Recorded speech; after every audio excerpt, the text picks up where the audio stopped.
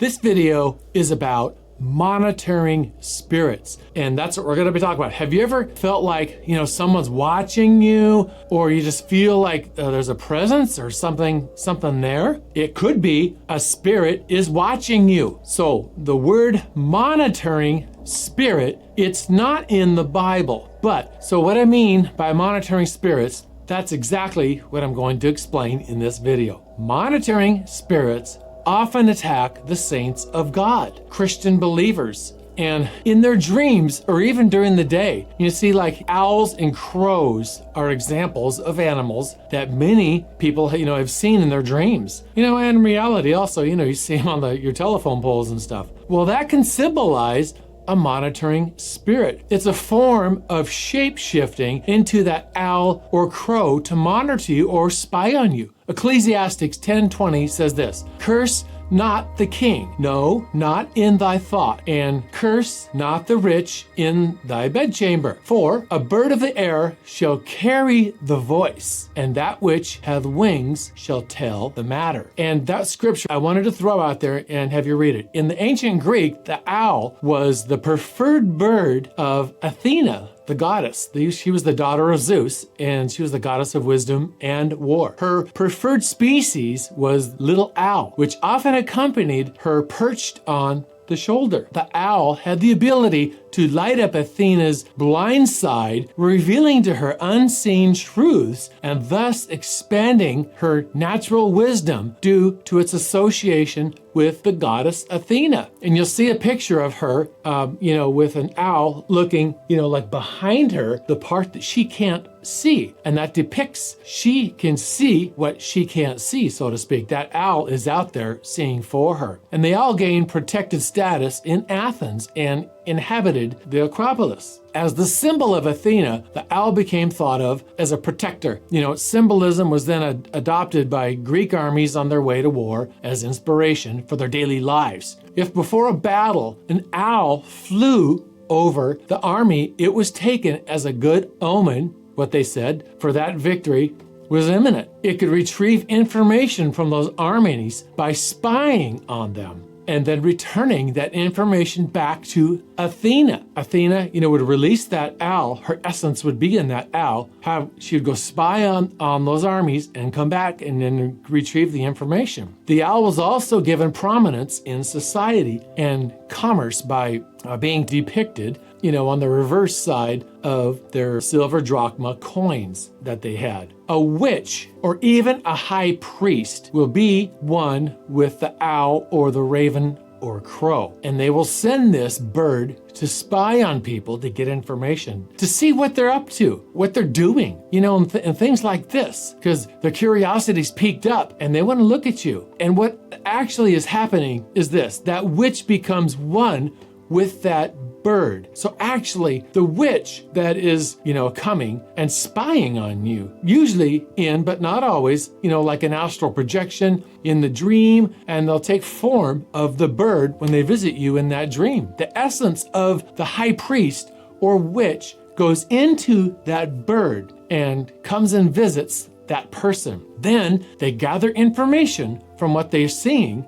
and they come back and give it, to the person and stuff. In the Harry Potter movies, they used owls to communicate one to another from the wizards. They would also use it, to spy on people, because the owl, like I mentioned just a minute ago, it was used in the ancient times. Therefore, it carries that curse from Athena, so it can widely be used, in Hollywood films and stuff. Purebloods are very accustomed to using the owls and the ravens, and such for their purposes. And crows and ravens are, right there, because it's in their bloodline to do so. They are born with this, and this predates the Tower of Babel. Now, somebody involved in the occult can also astral travel or project around you or into your dream, if they have a legal right, of course, or into your bedroom or wherever, and view you and watch you and get information from you as well, as sending a bird or an owl. If you see the low-level occultists, he'll astral travel and project to you to get into your life and to interrupt you, get information, and send a message Usually, the high-level occult will use the birds to send messages and gather information. Now, somebody involved in the occult or a Satanist can actually have their identities that also can have entities attached to them, which will allow them to project into dreams and such to visit people and cause harm, even cause harm in that dream. The astral body, it's connected at all times to the physical body by a silver cord, and that's what keeps the physical body alive. Ecclesiastes 12:6-7 says this, "Or ever the silver cord be loosed, or the golden bowl be broken, or the pitcher be broken at the fountain, or the wheel be broken at the cistern, then shall the dust return to the earth as it was, and the spirit shall return unto God who gave it." So if for some reason when they're asked or traveling or projecting, you see their cord is still attached and their spirit is still attached to their body. And if that cord ever gets cut, then the body dies. And now they have the throne room to get judgment. Also, if a familiar was taken on a corporal or non-human form and you prayed against it, finding the dead body of that familiar on your property would also be normal and a potential sign of victory over you or over your enemy, or at least, over that specific tactic of the enemy. This can also happen to an unrepentant witch when judgment hits them, except it will typically not be on your property.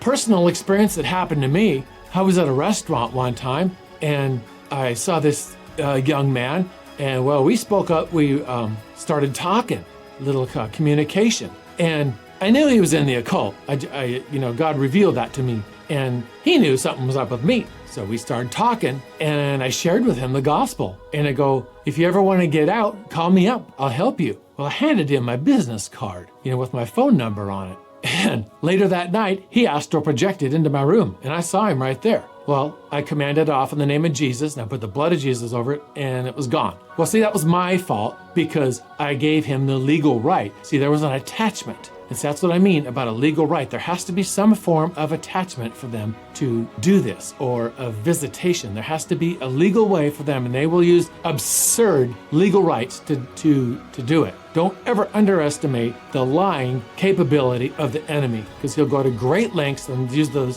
most ridiculous legal right to do something like this, to astral project or watch you or monitor you. Keep your eyes open and be observant. A monitoring spirit is a weapon of witchcraft attacks deployed to harness and torment the victim, until he or she becomes so frustrated and begins to backslide in their faith and waver from the true Lord God and Father. It weakens them. They seek to watch and analyze you. What are your daily habits? What are your weaknesses? What are you vulnerable to? How can I get to you, your family, your spouse, your kids, your property, or your belongings? How can I cause you harm? These are all things that these spirits will do to gather information, or the people that have the spirits attached to them that allow them to project in to gather this information. They can wait for days, they can wait for years, weeks, even decades before they initiate the attack on you.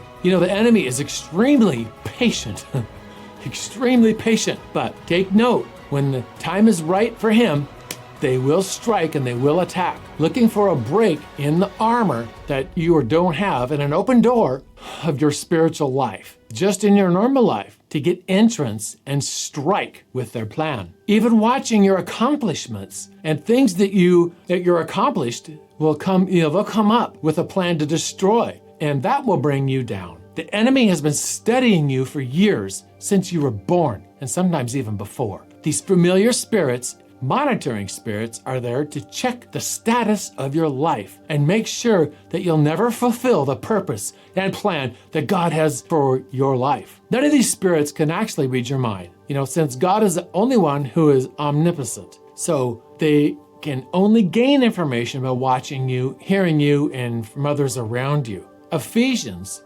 6:16, the fiery darts. Well, this can be quick thought that's thrown into your mind from, like a firing darts, like Ephesians 6, can be a monitoring spirit that has thrown a dart to try to get you off course, or, something like that, get you off your Christian faith. Ever wonder why blessings seem robbed from you? Well, this could be why, so be careful who you tell your plans to. Also, sometimes silence is better. Always have the full armor of God on you 24/7. Put it on every morning. And always have the blood of Jesus surrounding your soul, your entire soul, body, your property, and your family. Do this on a daily basis, and it will help protect you. God bless you, and I hope you like this video. And don't be afraid, but keep pursuing the true Lord God and Father. If you are in the occult, SRA survivor of any kind, human trafficking survivor, and you're looking to be free, contact me because I can help you. There is hope. I guarantee you there's hope. And God does love you. It doesn't matter what you've done. He can forgive you. Truly can. God bless you. My name is Randy Goodwin. Leave a comment in the messages. Bye-bye.